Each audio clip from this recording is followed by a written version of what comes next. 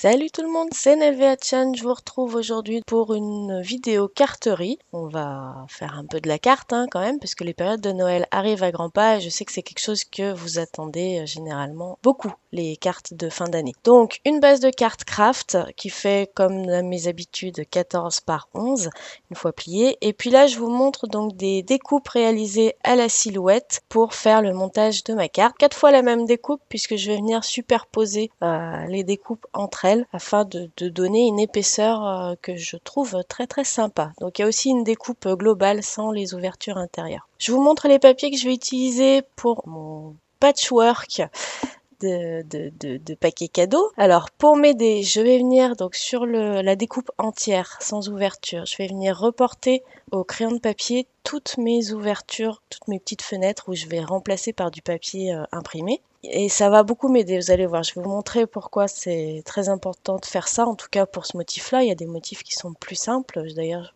je vous montrerai une autre carte réalisée sur le même principe à la fin de la vidéo, où j'ai pas eu besoin de faire cette technique-là, de reporter les ouvertures. Et c'est vraiment essentiel dans le sens où vaut mieux prédécouper en fait vos formes avec les bonnes dimensions plutôt que de les coller les unes derrière les autres derrière votre découpe et de devoir redécouper au ciseau ou au scalpel ou au cutter après chaque morceau collé. Mais vous allez voir.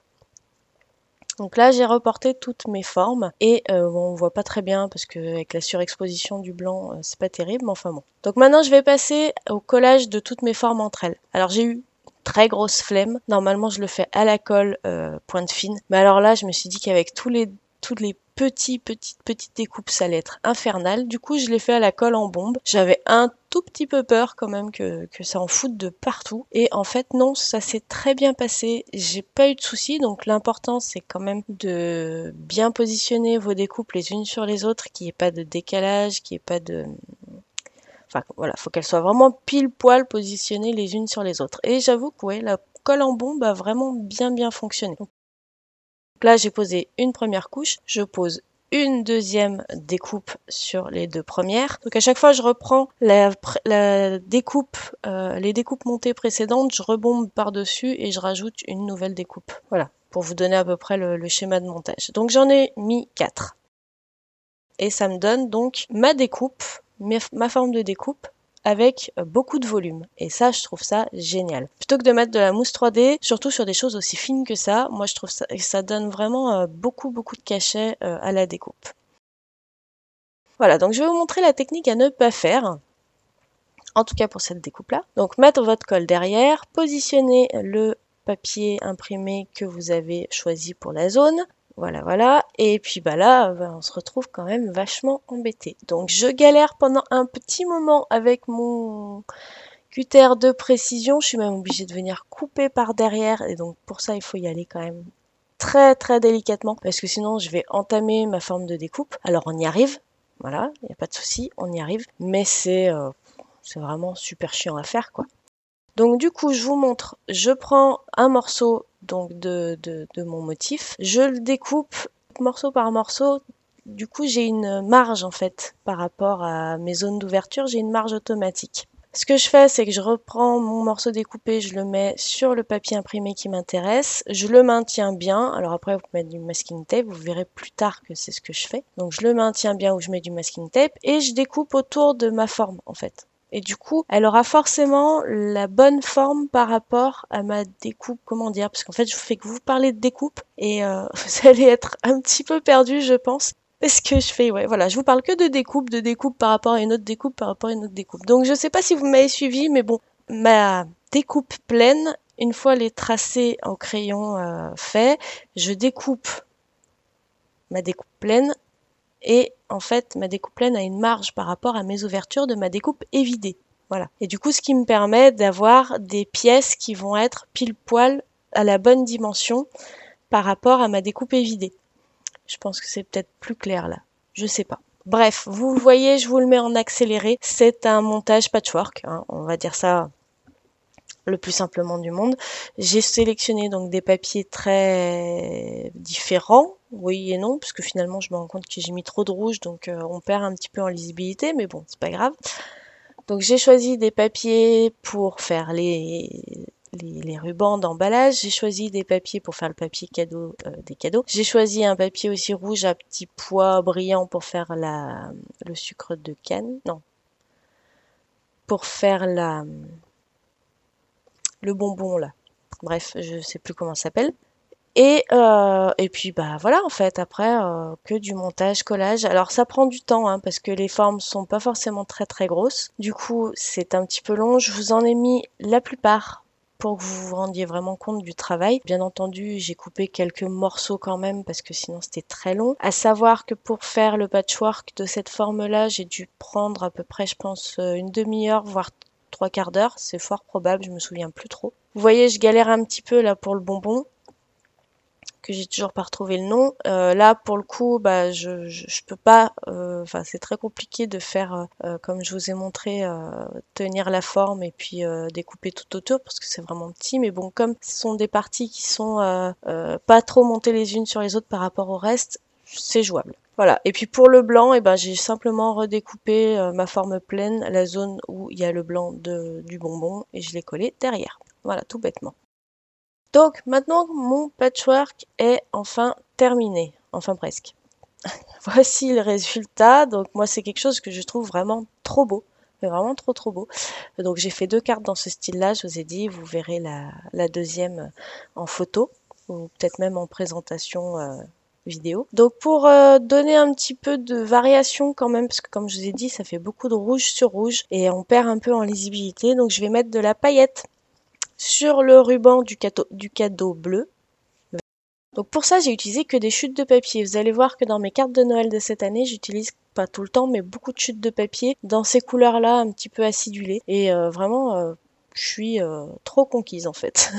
Tout bêtement. Ouais, j'utilise quasiment, enfin j'ai fait une sélection de toutes mes chutes et je les utilise beaucoup pour mes cartes de Noël et ça fait plaisir. Voilà, donc je vous montre sur ma base de cartes, je vais venir appliquer ce tampon de fond. Alors si je me souviens bien, c'est un tampon de fond Simon Says Stamp que j'ai acheté l'année dernière. Et cette encre dorée Delicata. J'ai essayé quelques encres dorées, notamment de Tsukineko, enfin j'en avais essayé une ou deux. Et vraiment la Delicata, c'est celle que j'aime le plus parce que regardez-moi ces reflets, c'est magnifique. Mais vraiment. J'ai aussi l'argentée, elle a un petit peu moins de reflets, mais elle marche très bien et ça fait plus d'un an que je les ai et elles sont toujours au top.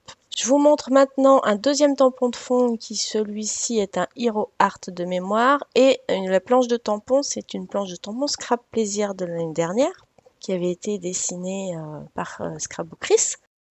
Voilà, donc je vais venir sur une chute de papier craft de la même couleur que mon craft de base, tamponner le fond étoilé de ce tampon de fond. Vous avez vu que j'ai positionné un petit post-it avec la découpe du Joyeux Noël. Donc ça, c'est parce que je l'avais déjà faite juste avant sur la carte que je vous ai dit que vous verrez à la fin. Et ça me permet de masquer la zone où je vais venir tamponner mon message, ce qui est pas plus mal. Donc au lieu de retirer le post-it comme j'allais le faire, je positionne mon tampon pile poil par rapport au post-it grâce à la Misty. Je retire le post-it et je vais pouvoir venir tamponner. Donc à la Versafine, j'ai pris la Satin Red cette fois et comme je vous ai dit, je les ai achetés, c'est pour les utiliser en même temps. Et je vais venir donc tamponner exactement à l'endroit où il n'y a pas eu les petites étoiles en fait du tampon de fond et ça c'est super pratique avec la Misty parce que comme j'ai pu positionner mon tampon parfaitement par rapport à ma découpe post-it, je sais qu'il est parfaitement positionné.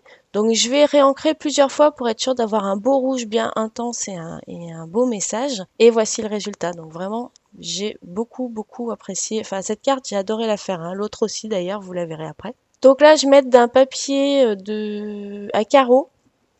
Voilà, technique 1. Pour positionner correctement mon die festonné.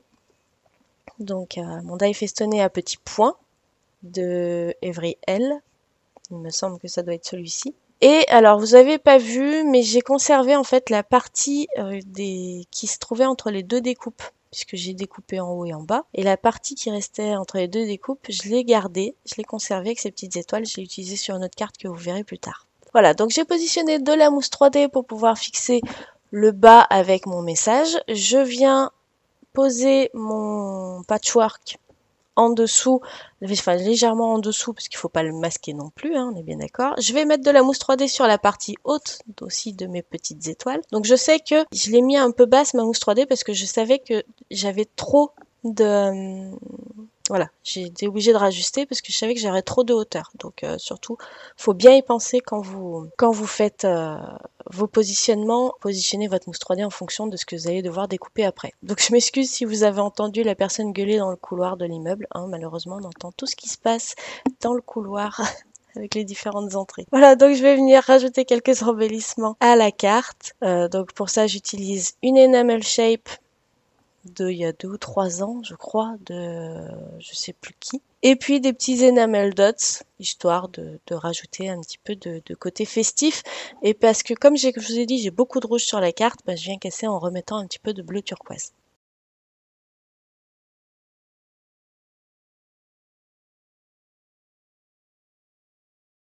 Voilà, donc cette carte est maintenant terminée. Comme vous voyez, il y a beaucoup de reflets, que ce soit le tampon de fond avec l'encre Delicata dorée, que ce soit les rubans des cadeaux. Voici la deuxième que je vous montre, donc faite à la silhouette, où là, bah, c'était plus simple de venir découper quand même avec le scalpel autour. J'ai pas eu besoin de reporter mon motif sur une découpe pleine. Voilà, donc vraiment l'utilisation des chutes, vous allez voir, je vais en utiliser beaucoup durant cette saison de cartes de Noël. Petite précision pour les personnes qui ont la silhouette, donc le motif, je vous le mettrai en téléchargement libre sur mon site internet, le motif cadeau. Si vous n'avez pas de silhouette, vous pouvez très bien faire ça à partir de die. Donc les die, moi je vous ai pris la page Memory Box, hein, parce que on sait qu'ils font des très beaux die, très fins, très découpés, machin, tout ça. Donc si vous n'avez pas la silhouette, vous pouvez toujours vous orienter sur des die, comme vous pouvez le voir ici, vous pouvez très bien le faire sur ces formes de...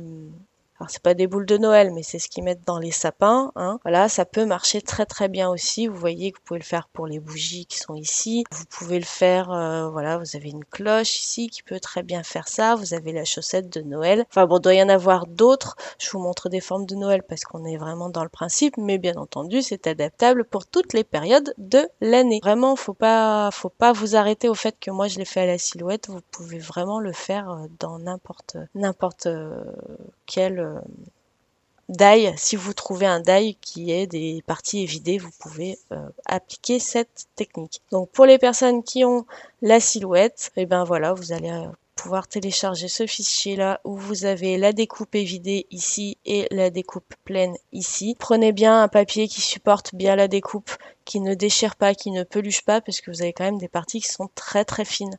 Donc attention. Là la découpe elle fait 7,2 cm par 9,4 en largeur. Ça peut vous donner un ordre d'idée. Voilà, donc j'espère que cette vidéo vous aura plu, que vous aurez passé un bon moment. En tout cas, moi je vous fais plein d'énormes bisous et puis on se retrouvera très bientôt pour des nouvelles vidéos. Comme vous savez, il y a un programme chargé qui m'attend. Toujours la fac feutre et alcool à terminer, les cahiers de cuisine à commencer. Et puis la série de Noël, hein, donc on va faire tout ça. On va y arriver. Voilà. Plein d'énormes bises. Merci de votre fidélité et je vous dis à très bientôt. Bye bye.